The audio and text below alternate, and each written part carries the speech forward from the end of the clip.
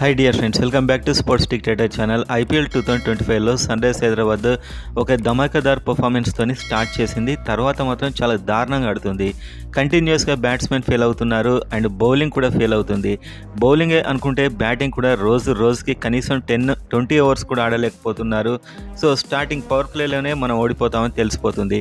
So ఈ విధమైనటువంటి sun Risers Hyderabad ఇంకా 10 మ్యాచ్లు ఉన్నాయి. ఇప్పుడైతే టేబుల్ చివరి స్థానంలో ఉంది. 10 మ్యాచ్ల్లో 7 గెలిస్తే మాత్రం ప్లే ఆఫ్కు ఛాన్సెస్ ఉంటాయి. కేవలం 3 ఓడిపోవడానికైతే మార్జిన్ ఉంది ఇప్పుడు సన్ రైజర్స్ హైదరాబాద్కి. టీంలో చాలా చేంజెస్ అయితే నెక్స్ట్ మ్యాచ్లో చాలామంది ఎక్స్పెక్ట్ చేస్తున్నారు. సో ఆ చేంజెస్ ఉండాలి అని భావించేవారంతా వీడియోని లైక్ చేయండి అండ్ కామెంట్ చేయండి మీరు ఎలాంటి చేంజ్ చేస్తే బాగుంటుంది అనుకుంటున్నారు. అండ్ సబ్స్క్రైబ్ చేసుకోండి ఐపీఎల్ అండ్ ఎస్ఆర్హెచ్ అప్డేట్ కోసం. సో వీడియోలోకి వెళ్ళినట్లయితే సన్ రైజర్స్ హైదరాబాద్ అయితే ఎవరితో ఆడితే వాళ్ళ బౌలర్స్కి బ్యాటర్స్కి ఒక మంచి ఫామ్ ఇస్తున్నారు. వాళ్ళు చాలా హ్యాపీ అయ్యేలా చేస్తున్నారు, వాళ్ళ కాన్ఫిడెన్స్ ఇస్తున్నారు. ప్రతి టీం కూడా ప్రజెంట్గా ఎస్ఆర్హెచ్తోని ఒక మ్యాచ్ జరిగితే బాగుండు, మేము ఫామ్లోకి వచ్చి వస్తాం అని భావించే వాళ్ళు కూడా ఉన్నారు కావచ్చు నా డౌట్ అయితే. సో మొత్తానికి సిమర్జీత్ సింగ్ ఆడించారు, అతడైతే ధారాళంగా రన్స్ ఇచ్చాడు. సో సిమర్జీత్ సింగ్ మొత్తం 3 మ్యాచ్లు ఆడి ఎంత ఎకానమీతో రన్స్ ఇచ్చాడు తెలుసా మీకు? 14 ఎకానమీతో రన్స్ ఇచ్చాడు. అంటే ప్రతి ఓవర్లో 14 రన్స్ ఇచ్చాడంటే ఇతడి బదులు ఎవరేసినా సరిపోతుంది. అది అభిషేక్ శర్మ అయినా నితీష్ కుమార్ రెడ్డి అయినా. ఈ సీజన్లో ఇంకా నితీష్ కుమార్ రెడ్డికి బౌలింగ్ వేయట్లేదు కెప్టెన్. సో సిమర్జీత్ సింగ్ మీద అంత నమ్మకం ఏంటో నాకైతే అర్థం కావట్లేదు. ఇక నుంచి సిమర్జీత్ సింగ్ టీంలో అయితే కనిపించడం నేను ఎక్స్పెక్ట్ చేస్తున్నాను. ఇంకా కనిపిస్తే మాత్రం ఇంకా దానికి ఎవ్వరేం చేయలేరు. సిమర్జీత్ సింగ్ ప్లేస్లో ఒక బ్యాట్స్మెన్ తీసుకుంటే బెస్ట్ ఉండేది. నిన్న ఒక బ్యాట్స్మెన్ అభినవ్ మనోహర్ని తప్పించి మరీ సిమర్జీత్ సింగ్ని తీసుకొచ్చారు. సో అతడు దానికి 14 ఓవర్కి 14 రన్స్ చొప్పున 3 మ్యాచ్ల్లో ఇచ్చేశాడు. సో ఇతడి ప్లేస్లో అథర్వ టైడే ఎంట్రీ ఇస్తే బాగుంటుంది. ఎందుకంటే ఇండియా పిచ్చెస్ మీద మన పవర్లెస్ ఫాస్ట్ బౌలర్ 5గురిని తీసుకోవడం ఎందుకు నాకు అర్థం కావట్లేదు. ఆల్రెడీ మహమ్మద్ షమి ఉన్నాడు, ప్యాట్ కమిన్స్ ఉన్నాడు, హర్షల్ పటేల్ ఉన్నాడు. ఈ ముగ్గురు ఉన్నా కూడా సిమర్జీత్ సింగ్ ఇంకా కొత్తగా ఏం ట్రై చేస్తాడని కెప్టెన్ తీసుకొచ్చాడు అనేది ఒక బిగ్ క్వశ్చన్ మార్క్ అందరికి కూడా. సిమర్జీత్ సింగ్ చూడగానే ఓడిపోద్దు అని మొన్న అర్థమైంది. ఇప్పుడు అసలే గుజరాత్ టైటన్స్ టీంతో ఆడబోతున్నారు. నెక్స్ట్ మ్యాచ్ హోమ్ గ్రౌండ్లో. వాళ్ళ బౌలింగ్ లైనప్ అయితే ఒక ఫెంటాస్టిక్ బౌలింగ్ లైనప్ ఉంది.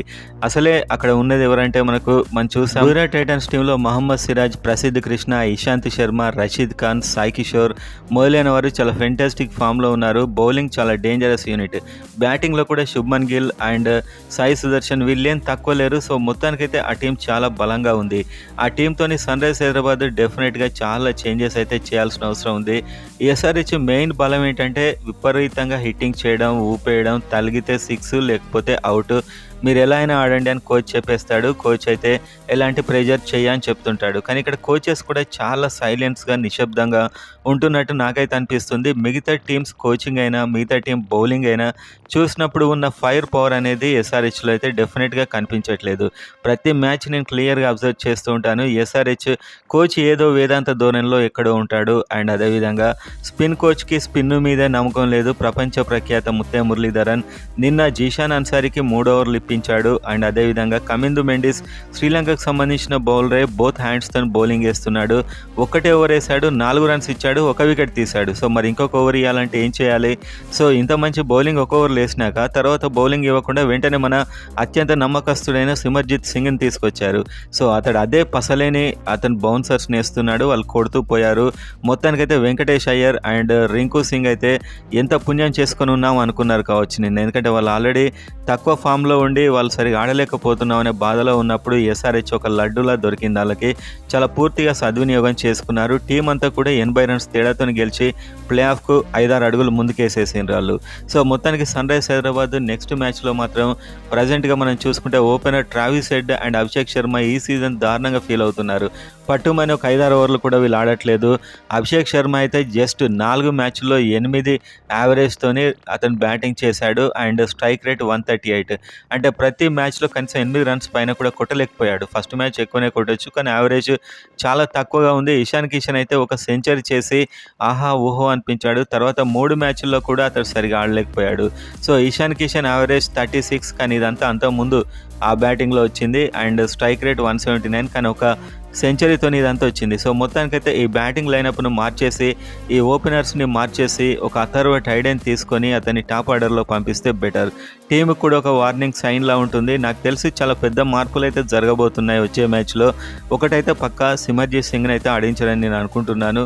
సో, ఈ పెర్ఫార్మెన్స్ తర్వాత కూడా అతన్ని ఆడిస్తే ఇంకా అది చాలా షాక్ అని చెప్పొచ్చు. అతని ప్లేస్‌లో అథర్వ టైడే వచ్చే అవకాశాలున్నాయి. లేకపోతే జయదేవ్ ఉనాడ్కడ్‌ని తీసుకున్నా బాగుండేది నిన్న. అతడు కూడా మంచి బౌలింగ్ ఏశాడు 2024లో. సో, ఈ బిగ్ చేంజెస్ అయితే వచ్చే మ్యాచ్‌లో జరగబోతున్నాయి. నాకు తెలిసి Travis Head or Abhishek Sharma కాకుండా ఇషాన్ కిషన్‌తోని స్టార్ట్ చేస్తారేమో. ఓపెనింగ్ కాంబినేషన్ చేంజ్ అయ్యే అవకాశాలైతే కనిపిస్తున్నాయి. ఇషాన్ కిషన్ ఆల్రెడీ చాలా మ్యాచ్‌లు ఫెయిల్ అవుతున్నాడు. ఇంకొక మ్యాచ్ ఫెయిల్ అయితే ఇషాన్ కిషన్ మీద చాలా సందేహాలొస్తాయి. ఇంత డబ్బు పెట్టి కొన్నదానికి.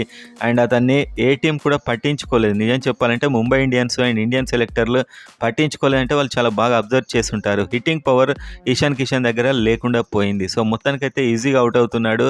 నితీష్ కుమార్ రెడ్డి అదే పరిస్థితి. ఈ సీజన్ సరిగా ఆడట్లేదు. నితీష్ కుమార్ రెడ్డిని గేమ్‌లో ఇన్వాల్వ్ చేయట్లేదు Pat Cummins. So, Simarjeet Singh already 14, 15 ఎకానమీతో రన్స్ ఇస్తున్నాడు. నితీష్ కుమార్ రెడ్డికి ఒక ఓవర్ ఇస్తే ఏం పోతుంది అక్కడ? అతనికి ఒక్క ఓవర్ కూడా ఇవ్వట్లేదు. సో, అతడు గేమ్‌లో ఇన్వాల్వ్ కాలేకపోతున్నాడు. అండ్ హెన్రిచ్ క్లాసెన్ స్టార్ట్ అయితే చేస్తున్నాడు. ప్రజెంట్‌గా ఉన్న వాళ్ళలో బెస్ట్ హెన్రిచ్ క్లాసెనే అని చెప్పుకోవచ్చు. సో, అతడికి సరైన కాంబినేషన్ దొరకట్లేదు. సో, అలా అవుట్ అవుతున్నాడు అతను. సో, మొత్తానికి గుజరాత్ టైటాన్స్ లాంటి బౌలింగ్ మహమ్మద్ సిరాజ్, ప్రసిద్ధ్ కృష్ణ, ఇషాంత్ శర్మ వీళ్ళ ఫాస్ట్ బౌలింగ్ ఎంత సూపర్‌గా ఉంది. సో, వీళ్ళ మీద హిట్టింగ్ చేయాలంటే ట్రావిస్ హెడ్ డెఫినెట్‌గా ఆడాలి. సో, ఎస్ఆర్‌హెచ్ ఒకటే, ట్రావిస్ హెడ్ ఎప్పుడైనా ఆడితే వీళ్ళు గెలుస్తారు. ట్రావిస్ హెడ్ ఆడకుంటే వీళ్ళు గెలవరు. కానీ ఈ మధ్య ఓడిపోయే విధానం కూడా చాలా దారుణంగా ఉంటుంది. 200 కొట్టినా ఈ స్కోర్‌ను డిపెండ్ చేసుకుంటారనే నమ్మకం రావట్లేదు. ఒకవేళ ప్రత్యర్థి 190 కొట్టినా దీన్ని మన వాళ్ళు చేజ్ చేస్తారని కూడా అనిపించట్లేదు.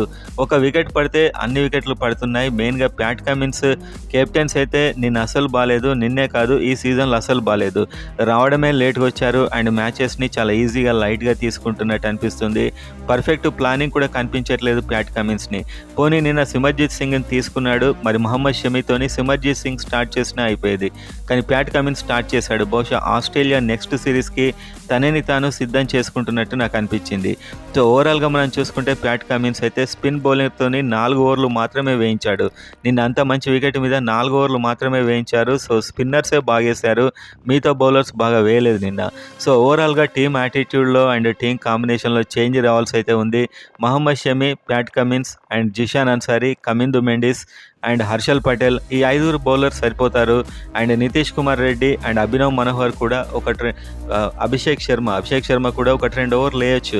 సో, ఈ విధంగా బౌలింగ్ ఆప్షన్స్ ఉన్నాయి. కానీ వాటిని క్లెవర్‌గా ఎలా రొటేట్ చేయాలనేది వేరే టీంలో చూసిన విధంగా, మన ఉపఖండం పిచ్ల మీద చూసిన విధంగా ప్యాట్ కమిన్స్‌లో మనం చూడలేకపోతున్నాం. బౌలింగ్ చేంజెస్ అయితే చాలా దారుణంగా ఉన్నాయి. నిన్న ప్యాట్ కమిన్స్ బౌలింగ్ స్టార్ట్ చేసినప్పుడే నాకు అనిపించింది సిమర్జీత్ సింగ్‌ని తీసుకున్నారు. మరి అతన్ని మిడిల్ ఓవర్స్‌లో బాధించుకోవడానికి ఉంచారా అనేది నాకు అర్థం కాలేదు. సో, ఓవరాల్‌గా చూసుకుంటే నిన్న సిమర్జీత్ సింగ్, మహమ్మద్ షమి స్టార్ట్ చేస్తే ఏదైనా అడ్డిగుడ్డిలో ఒక వికెట్ సిమర్జీత్ సింగ్‌కి పడేదేమో.